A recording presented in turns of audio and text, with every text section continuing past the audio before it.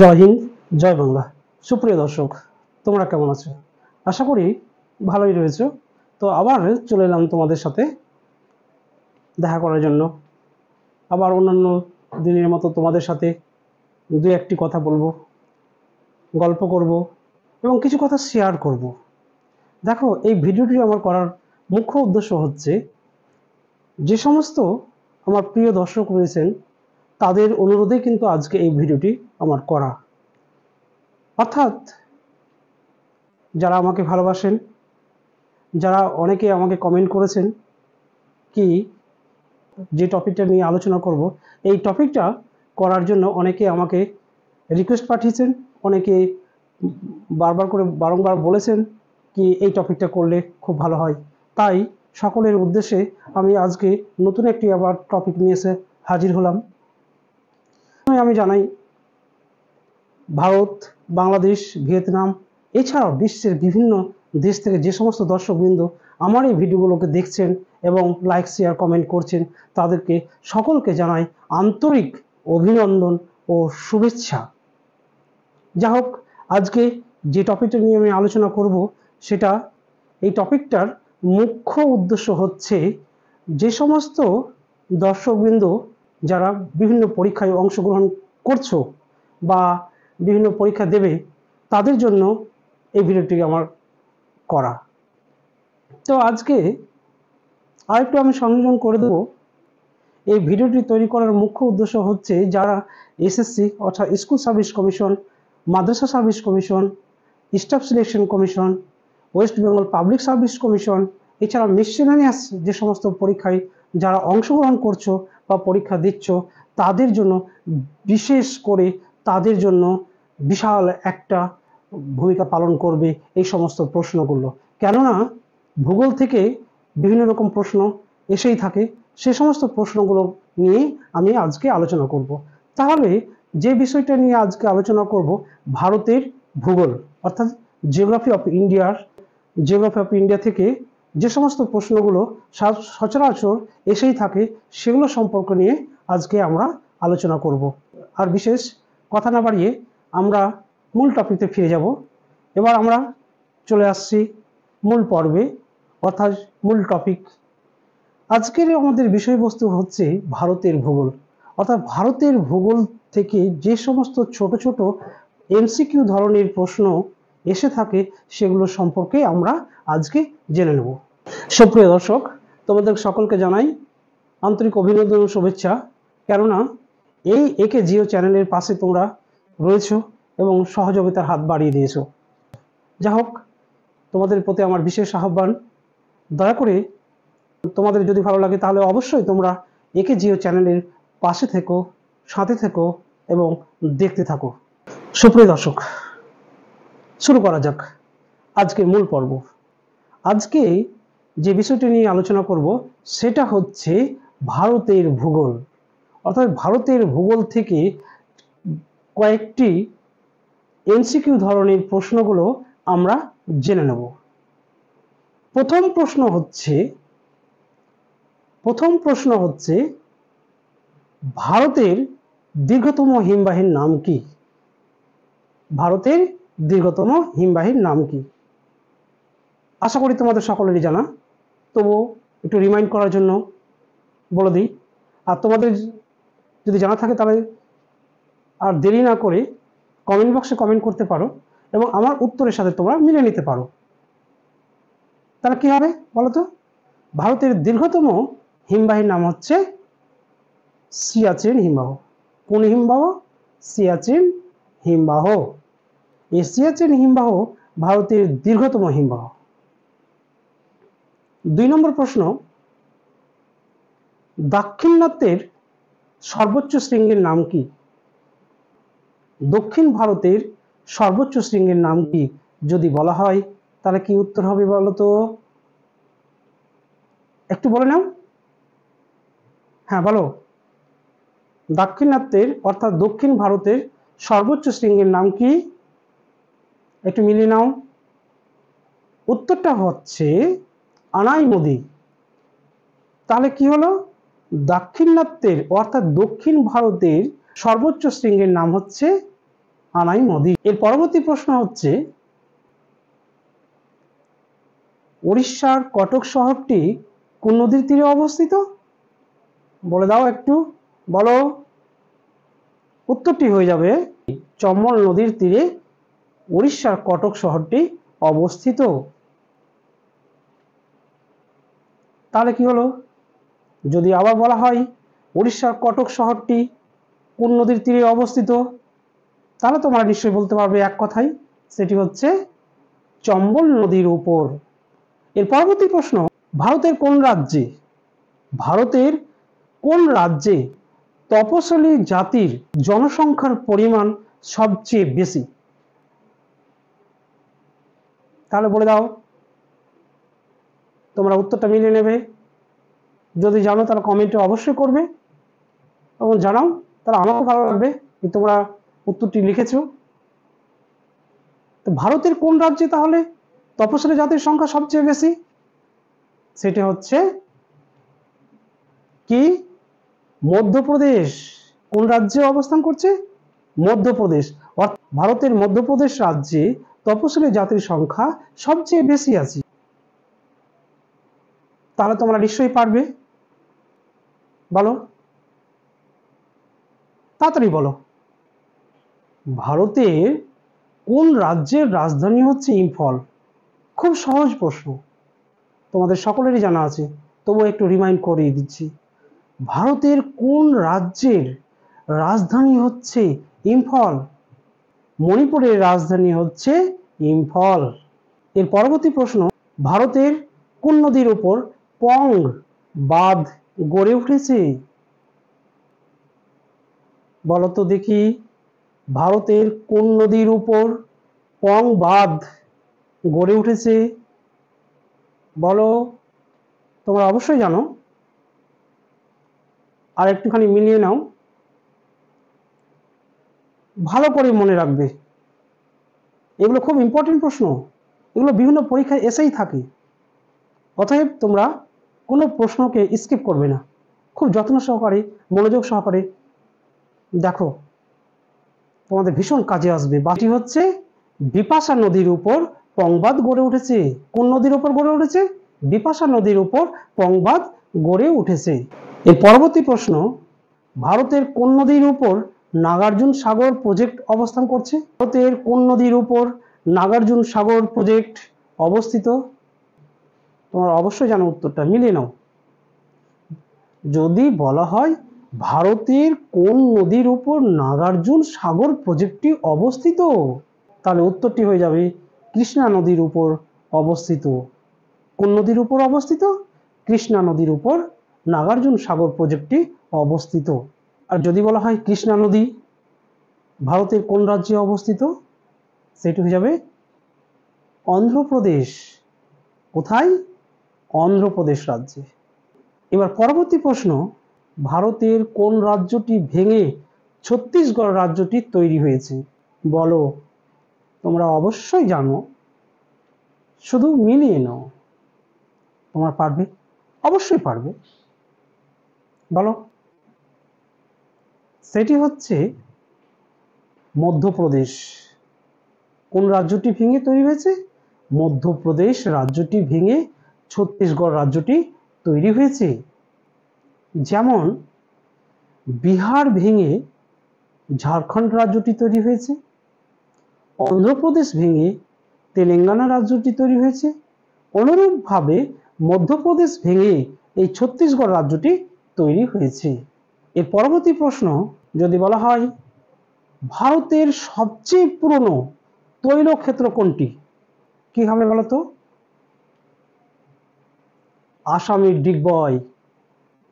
উত্তরটা কি হবে? আসামের ডিগবয়। এই আসামের ডিগবয় তৈলক্ষেত্রটি ভারতের সবচেয়ে পুরনো তৈলক্ষেত্র।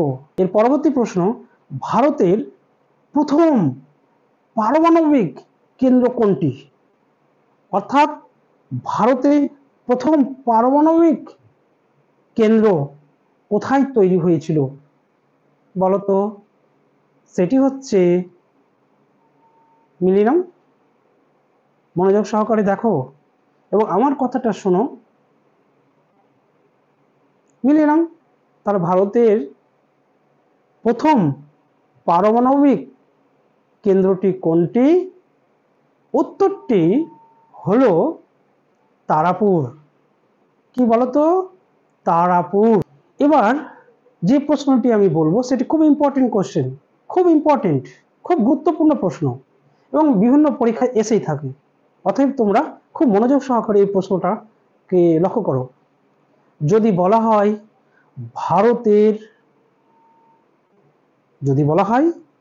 ভারতের এই যে বিশাল বড় একটা দেশ ভারত, অনেকগুলো জেলা রয়েছে, যদি প্রশ্ন হয় ভারতের সবচেয়ে বৃহত্তম জেলা কোনটি, যদি বলা হয় ভারতের সবচেয়ে বড় জেলা কোনটি বা বৃহত্তম জেলা কোনটি, বলো। তোমরা অবশ্যই জানো, তবুও আমি বলছি এই জন্য তো তোমাদের মনে যাতে থাকে। বলো তো, ভারতের বৃহত্তম অর্থাৎ সবচেয়ে বড় জেলা কোনটি? সেটি হচ্ছে গুজরাট রাজ্যে অবস্থিত। গুজরাট রাজ্যে তো অবস্থান করছে, কিন্তু জেলা কোনটি বলো? জেলা হচ্ছে কচ্ছ। কোন জেলা? কচ্ছ। এই কচ্ছ জেলাটি ভারতবর্ষের মধ্যে সবচেয়ে বৃহত্তম, সবচেয়ে বড় জেলা। যদি কেউ প্রশ্ন করে কি ভারতের সবচেয়ে বড় জেলা কোনটি, তার এক কথায় উত্তর দিয়ে দিতে পারবে তোমরা, গুজরাট রাজ্যে অবস্থিত কচ্ছ জেলা। পরবর্তী প্রশ্ন, ভারতের অরণ্য গবেষণাগার কোথায় অবস্থিত? খুব ইম্পর্টেন্ট প্রশ্ন, খুব গুরুত্বপূর্ণ প্রশ্ন, কারণ বিভিন্ন পরীক্ষায় এসেই থাকে। মাধ্যমিকে বলো, উচ্চ মাধ্যমিকে বলো, গ্রাজুয়েশনে বলো, বিভিন্ন কম্পিটিশনে বলো, এগুলো প্রশ্ন এসেই থাকে। অতএব এই প্রশ্নগুলো যদি তোমরা এখন ভালোভাবে রপ্ত করে নাও, তাহলে তোমাদের ভবিষ্যতে যখন কোনো কম্পিটিশন পরীক্ষা বসবে কোনো প্রবলেম হবে না। অনায়াসে তোমরা নিমেষের মধ্যে সেগুলো সলভ করে দিতে পারবে এবং তোমরা তোমাদের লক্ষ্যে পৌঁছে যেতে পারবে। অতএব যে কোনো কাজ শুরু করার আগেই তোমাদেরকে ভেবে নিতে হবে কি আমি যে জিনিসটা করছি বা যে জিনিসটা পড়ছি সেটা ঠিকভাবে পড়ছি তো, এটা নিজেকে প্রশ্ন করতে হবে। যখনই বুঝে নিতে হবে, যখনই তোমরা বুঝতে পারবে কিনা আমি ঠিকভাবে পড়াশোনা করছি বা ঠিক পথে আমি চলছি, তারপর দেখবে ঠিক তোমাদের গন্তব্যস্থল তোমাদের কাছে এসে হাজির হয়ে যাবে। তাহলে যদি বলা হয়, তাহলে আমরা প্রশ্নটা করেছিলাম ভারতের অরণ্য গবেষণাগার কোথায় অবস্থিত। খুব গুরুত্বপূর্ণ একটি প্রশ্ন। উত্তরটি হলো দেরাদুন। এই দেরাদুন কোথায় অবস্থিত আবার? এই দেরাদুন উত্তরাখণ্ডের রাজধানী। দেরাদুন উত্তরাখণ্ডের রাজধানী। এই উত্তরাখণ্ড আবার উত্তরপ্রদেশ ভেঙে কিন্তু হয়েছে, উত্তরপ্রদেশ ভেঙে উত্তরাখণ্ড হয়েছে, আর উত্তরাখণ্ডের রাজধানী হচ্ছে দেরাদুন। এই দেরাদুনেই আবার ভারতের অরণ্য গবেষণাগার অবস্থিত।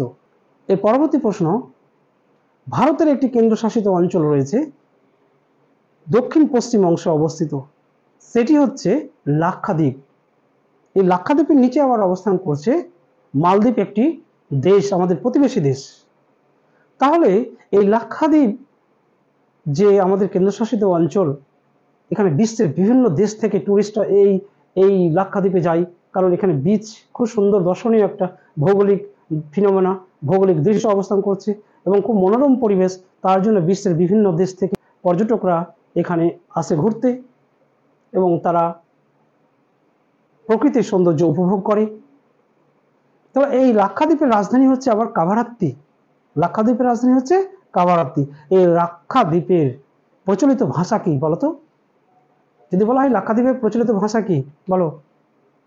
লাক্ষাদ্বীপের প্রচলিত ভাষা হচ্ছে মালায়ালাম। কোন ভাষা? মালায়ালাম। মনে থাকবে তো, লাক্ষাদ্বীপের প্রচলিত ভাষা হচ্ছে মালায়ালাম। এর পরবর্তী প্রশ্ন, এই যে বিশাল বড় দেশ, আয়তনের নিরিখে ভারত বিশ্বের মধ্যে সপ্তম স্থান অধিকার করে আছে এবং জনসংখ্যার নিরিখে ভারত বিশ্বের মধ্যে বর্তমানে প্রথম স্থান অধিকার করে আছে। আরেকটি কথা বলে নিই, ভারতবর্ষ বিশ্বের মধ্যে বৃহত্তম গণতন্ত্রের একটি দেশ। এই ভারতবর্ষের বৃহত্তম একটি প্রতিবেশী দেশের নাম বলো। ভারতবর্ষের একটি বৃহত্তম প্রতিবেশী দেশের নাম বলো, বলে দাও। একবারে তোমাদের চোখের সামনে ভাসছে, একটু খালি মাথাটা উঁচু করো, ম্যাপের দিকে স্পষ্ট হয়ে যাবে। একটু করে দিই, উত্তর দিকে অবস্থিত। না, নেপাল হবে না, ভুটানও হবে না, তার একটু উপরে চলো, চীন। রাইট, এই চীন দেশটাই হচ্ছে ভারতের বৃহত্তম প্রতিবেশী দেশ। ভারতের বৃহত্তম প্রতিবেশী দেশের নাম কি হলো? তাহলে চীন। মনে থাকবে তো? কেন থাকবে না? তোমরা যদি বারবার করে এই ভিডিওটি দেখো তাহলে অবশ্যই মনে থাকবে। এর পরবর্তী প্রশ্ন হচ্ছে, শিব সমুদ্রম যে জলপ্রপাতটি রয়েছে, এর পরবর্তী একটি ভিডিও আসবে আমার এই জলপ্রপাত নিয়ে। ভারতে অসংখ্য জলপ্রপাত রয়েছে, তার মধ্যে প্রধান যে 10টি জলপ্রপাত রয়েছে সেই সম্পর্কে আমরা আলোচনা করেছি। এই পরবর্তী ভিডিওতে আমাদের আপলোড চলে আসবে, এবং তোমরা খুব দ্রুত নোটিফিকেশন পেয়ে যাবে। তাহলে শিব সমুদ্রম জলপ্রপাতটি ভারতের কোন নদীর উপর অবস্থিত? তোমাদের মাধ্যমিকে আছে, উচ্চ মাধ্যমিকেও আছে, গ্রাজুয়েশনেও আছে। এছাড়া বিভিন্ন কম্পিটিশনে যখন পরীক্ষায় বসবে, যে সমস্ত বইগুলো পাওয়া যায়, ভূগোলের কথা বলছি, সেখানে এই প্রশ্নগুলো সাধারণত থাকে, আর এগুলোই তোমাদের পরীক্ষাগুলোতে এসে থাকে। এখন থেকে তোমাদের যদি তোমরা যদি রপ্ত করে রাখো, তাহলে তোমাদের কত বড় সুবিধা হবে বলো তো। যাই হোক, ভারতের শিব সমুদ্র জলপ্রপাত কোন নদীর উপর অবস্থিত? উত্তরটা হচ্ছে কাবেরী নদী। কোন নদী?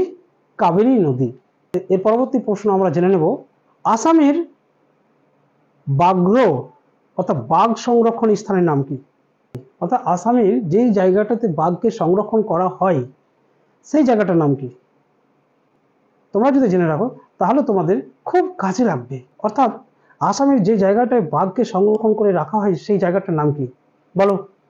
সেটা হচ্ছে মানস। এই জায়গাটাতে বাঘকে সংরক্ষণ করে রাখা হয়। এর পরবর্তী প্রশ্ন আমরা জেনে নেব, রোইহা ন্যাশনাল পার্ক। ভারতবর্ষতে অনেকগুলো ন্যাশনাল পার্ক রয়েছে, তার মধ্যে এটি একটি, রোইহা ন্যাশনাল পার্ক। এটি ভূগোলের জিকে, ভূগোলের সাধারণ জ্ঞান, খুব ইম্পর্টেন্ট কোয়েশ্চেন, যেটা সচরাচর পরীক্ষাগুলোতে এসেই থাকে। তাই তোমাদেরকে এই প্রশ্নগুলো জেনে রাখা অত্যন্ত জরুরি। রোইহা ন্যাশনাল পার্ক কোথায় তাহলে অবস্থান করছে? যদি বলা হয় রোইহা ন্যাশনাল পার্ক কোথায় অবস্থিত, তাহলে উত্তরটা কি হবে বলতো? খুব সুন্দর একটি জায়গা, যেখানে ভারতবর্ষের বিভিন্ন রাজ্য থেকে ওই জায়গাটাতে ঘুরতে যায়। আরেকটি ক্লু দিই, সেখানে রোটাং গিরিপথ অবস্থান করছে। রোটাং গিরিপথ ভৌগোলিক দৃশ্যে ভরপুর, সেই রাজ্যটির নাম হচ্ছে হিমাচল প্রদেশ। কোন রাজ্য? হিমাচল প্রদেশ। এর পরবর্তী প্রশ্ন হচ্ছে, ভারতের সর্ববৃহৎ অর্থাৎ সবচেয়ে বড় মসজিদের নাম কি? অর্থাৎ ভারতবর্ষের মধ্যে সবচেয়ে বড় বৃহত্তম মসজিদের নাম কি? এমন বেশিরভাগ অনেক মানুষ সেই জায়গায় গেছে এবং দেখেও এসছে। আমাদের লোকাল থেকেও ওই জায়গায় গেছে, দেখে এসছে। ইভেন সবচেয়ে বড় কথা হচ্ছে, আমাদের দেশের ক্যাপিটাল বা রাজধানী কোথায় অবস্থিত? তাহলে বোঝা গেল, দিল্লিতে অবস্থান করছে। কি নাম? দিল্লি জামা মসজিদ। এর পরবর্তী প্রশ্ন আমরা জেনে নেব, ভারতের কোন রাজ্যের উপকূলকে করমণ্ডল উপকূল বলা হয়? আবার প্রশ্নটা করছি, ভালো করে বোঝার চেষ্টা করো। কোন রাজ্যের উপকূলকে করমণ্ডল উপকূল বলা হয়? মনে রাখবে, এটাই ভারতের সবচেয়ে দীর্ঘতম উপকূল অবস্থান করছে, সেটা হচ্ছে গুজরাট। এই গুজরাট রাজ্যের উপকূলটা ভারতের সবচেয়ে বৃহত্তম উপকূল। আর প্রশ্নটা ছিল ভারতের কোন রাজ্যের উপকূলকে করমণ্ডল বলা হয়? তাহলে উত্তরটা কি হবে বলো? উত্তরটা হয়ে যাবে, তোমরা একটু মিলিয়ে নাও, উত্তরটা কি হবে? কেরল। আর যদি প্রশ্ন করা হয় কি ভারতের বৃহত্তম উপকূলের নাম কি, তা গুজরাট উপকূল। ভারতের সবচেয়ে দীর্ঘতম উপকূলের নাম হচ্ছে গুজরাট উপকূল। পরবর্তী প্রশ্ন আমরা জেনে নেব, সরিস্কা, সরিস্কা জাতীয় উদ্যান অর্থাৎ Sariska national park, Sariska national park কোথায় অবস্থিত বলো? সরিস্কা জাতীয় উদ্যান ভারতের কোথায় অবস্থিত? খুব সহজ, একটি ক্লু দিয়ে রাখি, ভারতের সেই রাজ্যে থর মরুভূমি রয়েছে। ভারতের সেই রাজ্যে থর মরুভূমি রয়েছে। আয়তনের নিরিখে ভারতের বৃহত্তম রাজ্য কি নাম বলো? সরিস্কা জাতীয় উদ্যান বা সরিস্কা ন্যাশনাল পার্ক কোন রাজ্যে অবস্থিত? বললাম, ক্লু দিলাম, থর মরুভূমি অবস্থান করছে। ভারতের বৃহত্তম রাজ্য, সেটি হচ্ছে, উত্তরটি হয়ে যাবে রাজস্থান। পরবর্তী প্রশ্ন খুব ইম্পর্টেন্ট প্রশ্ন, বিভিন্ন পরীক্ষায় এসেই থাকে, তোমরা মনে রাখবে, কেননা এগুলো খুব গুরুত্বপূর্ণ প্রশ্ন। তোমরা মনে রাখলে বিভিন্ন পরীক্ষায় যখন দেবে তখন খুব কাজে আসবে। পরবর্তী প্রশ্ন হচ্ছে ভারতের সাইলেন্ট ভ্যালি, ভারতের সাইলেন্ট ভ্যালি কোন রাজ্যে অবস্থিত বলো? আমরা কিন্তু জানি উত্তরটা, বলে দাও, বলো তো কিভাবে উত্তরটা? একটু ক্লু দিই, সেটা দক্ষিণ ভারতের পশ্চিম উপকূলে অবস্থান করছে। একটু আগে আলোচনা করলাম, করমণ্ডল উপকূলও বলা হয়। সেখানে বন্দরও রয়েছে। উত্তরটি হবে, উত্তরটি হবে, আরেকটু ক্লু দিই, ভারতের সবচেয়ে শিক্ষার হার বেশি সেই রাজ্যে। উত্তরটি হবে, মিলিয়ে নাও তোমরা, কেরল। কোন রাজ্যে অবস্থিত? কেরল। এর পরবর্তী প্রশ্ন খুব গুরুত্বপূর্ণ প্রশ্ন, সেটি হচ্ছে ভারতের কোন রাজ্যে এই কান্দালা বন্দরটি অবস্থিত বলো? তাহলে ভারতের কোন রাজ্যে কান্দালা বন্দরটি অবস্থিত? তাহলে আমি একটু ক্লু দিয়ে দিই, ভারতের সবচেয়ে বৃহত্তম জেলা এই রাজ্যে অবস্থিত। ভারতের বৃহত্তম বেসরকারি তৈল শোধনাগার এই রাজ্যে অবস্থিত। আবার আরেকটি ক্লু দিই, সেটি হচ্ছে এটি একটি শুল্কমুক্ত বন্দর, শুল্কমুক্ত বন্দর। এতগুলো ক্লু দিলাম, নিশ্চয়ই জেনে গেছো। উত্তরটি হবে গুজরাট। কোন রাজ্যে অবস্থিত কান্দালা বন্দরটি? কোন রাজ্যে অবস্থিত? গুজরাট রাজ্যে অবস্থিত। এর পরবর্তী প্রশ্ন আমরা জেনে নেব, দুধওয়া ন্যাশনাল পার্ক বা দুধওয়া জাতীয় উদ্যান কোথায় অবস্থিত? দুধওয়া জাতীয় উদ্যান ভারতের কোন রাজ্যে অবস্থিত? ক্লু দিই, জনসংখ্যার নিরিখে ভারতের বৃহত্তম রাজ্য। জেনে গেছো নিশ্চয়ই, জনসংখ্যার নিরিখে ভারতের মধ্যে বৃহত্তম রাজ্য সেটি।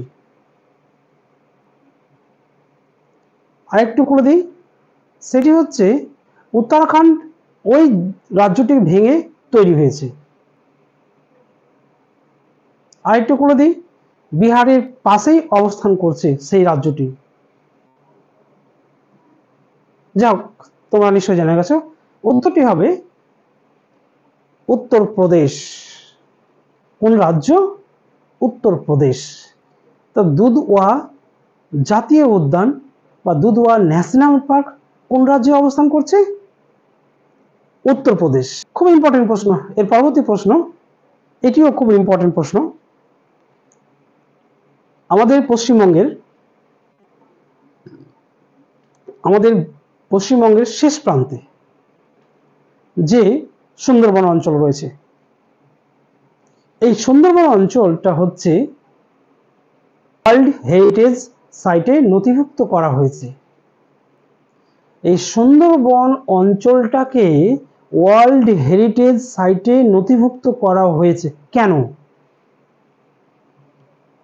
তোমরা নিশ্চয়ই জানো, সেখানে এক ধরনের উদ্ভিদ জন্মায়, সেটা লবণাক্ত মৃত্তিকায় সেই সমস্ত উদ্ভিদগুলো জন্মায়। এইটুকু করে দিলাম।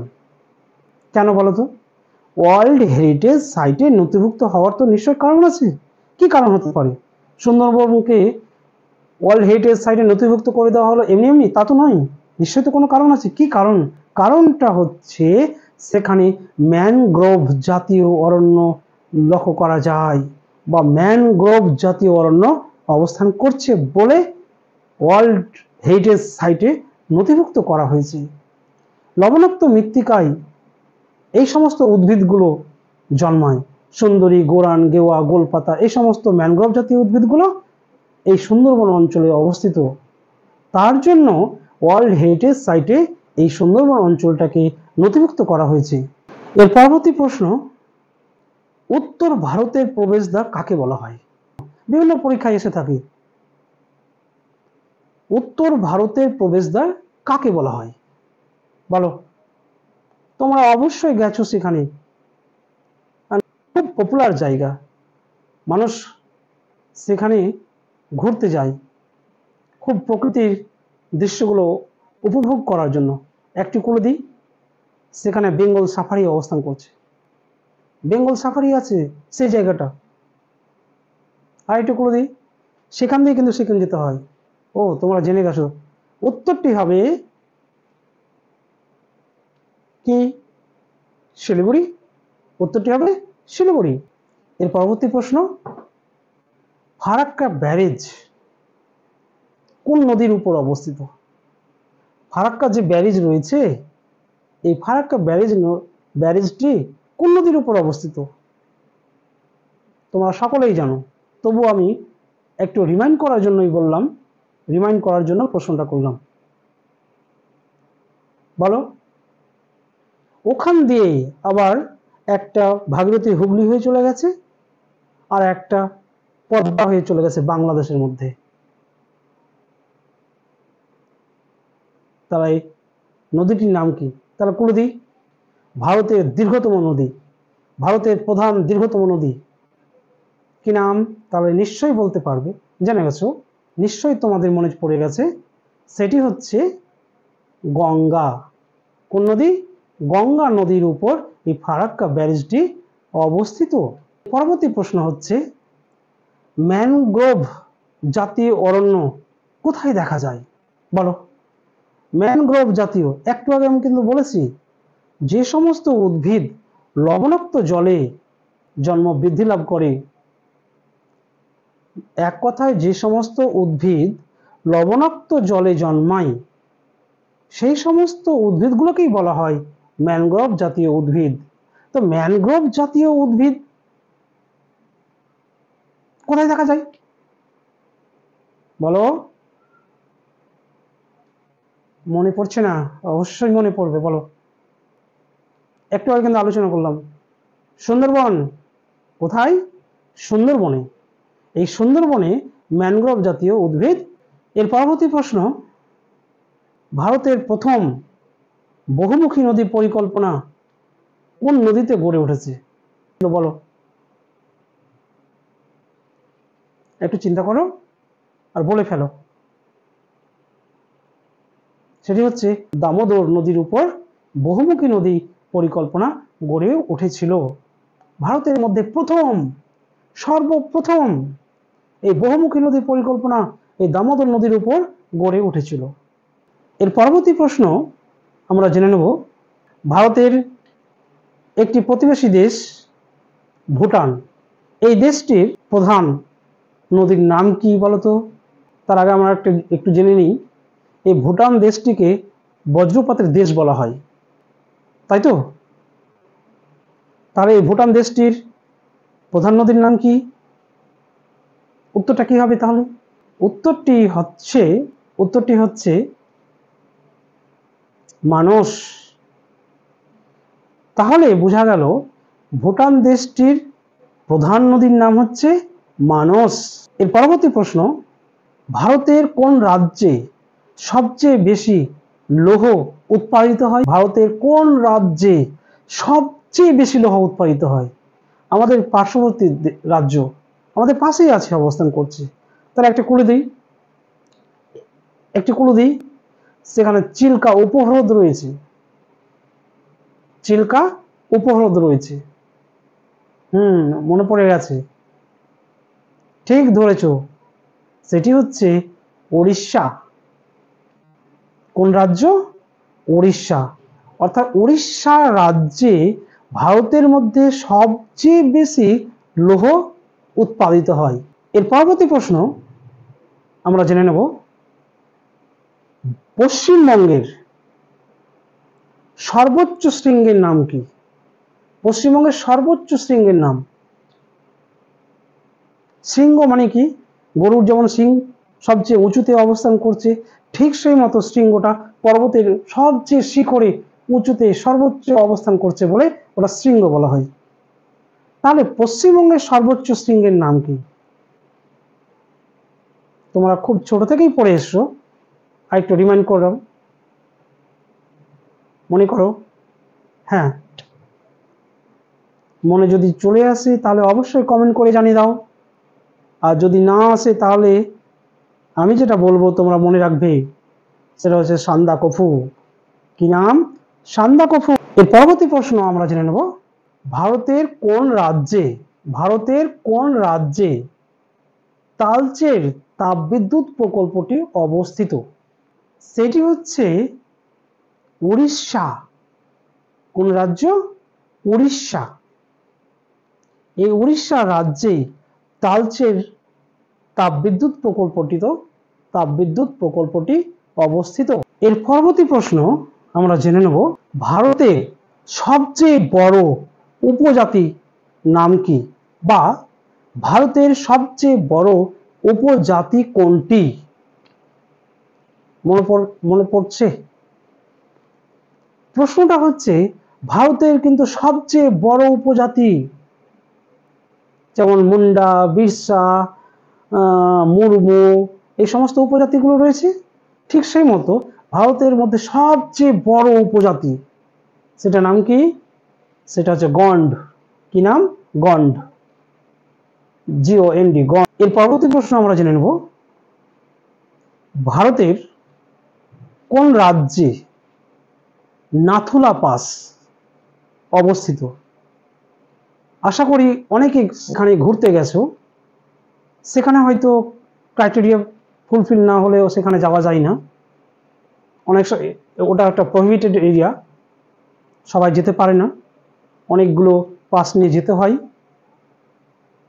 কিন্তু সেই রাজ্যে অনেকে গেছো। সেই রাজ্যটির নাম কি? যদি প্রশ্ন হয়, আবার প্রশ্নটা করছি, ভারতের কোন রাজ্যে নাথুলা পাস অবস্থিত? উত্তরটি হচ্ছে সিকিম। কোন রাজ্যে অবস্থিত? সিকিম রাজ্যে, পশ্চিমবঙ্গের ঠিক মাথার উপরে সিকিম রাজ্যে এই নাথুলা পাসটি অবস্থিত। এর পরবর্তী প্রশ্ন খুব গুরুত্বপূর্ণ প্রশ্ন, এবং পরীক্ষাগুলো এসেই থাকে, এবং খুব ইম্পর্টেন্ট প্রশ্ন। তোমরা অনেক পরীক্ষা দিয়েছো বা দেবে, বুঝতে পারবে বা দেখতে পাবে এই প্রশ্নগুলো এসেছে। যাই হোক, এর পূর্বে একটি ভিডিওতে আমি বলেছি, আলোচনা করেছি, এখন সেই প্রশ্নটি আমি উত্থাপন করছি আবার পুনরায়। তোমাদের মনে আছে কিনা একটু জেনে নেব, এবং যদি মনে পড়ে সঙ্গে সঙ্গে উত্তর কমেন্টে জানিয়ে দিও, বলো না। সেটি হচ্ছে, জনঘনত্বের নিরিখে অর্থাৎ জনঘনত্ব ভারতের কোন রাজ্যে সবচেয়ে কম? জনঘনত্ব ভারতের কোন রাজ্যে সবচেয়ে কম? বলো, তোমাদের জানা আছে নিশ্চয়ই। সেটি হচ্ছে, বলবো, অরুণাচল প্রদেশ। কি? অরুণাচল প্রদেশ। মাত্র 17 জন প্রতি বর্গ কিলোমিটারে অবস্থান করছে। আর জনঘনত্ব সবচেয়ে বেশি অবস্থান করছে বিহারে, 1102 জন প্রতি বর্গ কিলোমিটারে 2011 সালের সেন্সাস অনুযায়ী। 2001 সালে জনঘনত্ব ছিল পশ্চিমবঙ্গে সবচেয়ে বেশি, আর 2011-এ বিহার হয়ে গেল প্রথম। আর জনঘনত্বে সবচেয়ে কম 2001-এও ছিল। 2001-এর সেন্সাস অনুযায়ী অরুণাচল প্রদেশে ছিল 14 জন, মানে কম 14 জন প্রতি বর্গ কিলোমিটারে। আর 2011 সালের সেন্সাস অনুযায়ী 17 জন প্রতি বর্গ কিলোমিটারে। এর পরবর্তী প্রশ্ন আমরা জেনে নেব, ভারতের কয়ালি তৈল শোধনাগার কোন রাজ্যে অবস্থিত? যদি প্রশ্ন করা হয় ভারতের কোন রাজ্যে কয়ালি তৈল শোধনাগার অবস্থিত, তৈল শোধনাগার বলতে বোঝায় যেখানে যে ক্রুড অয়েল, কাঁচা তেলগুলোকে নিয়ে এসে শোধন করে তারপর বাজারজাত করা হয়, সেটাই হচ্ছে, সেই জায়গাটাই হচ্ছে তৈল শোধনাগার। তাহলে ভারতের কয়ালি যে তৈল শোধনাগার রয়েছে সেটি কোন রাজ্যে অবস্থিত বলো তো? বলো, উত্তরটি মিলিয়ে নাও। গুজরাট। আজকের মতো শেষ প্রশ্নটি হচ্ছে,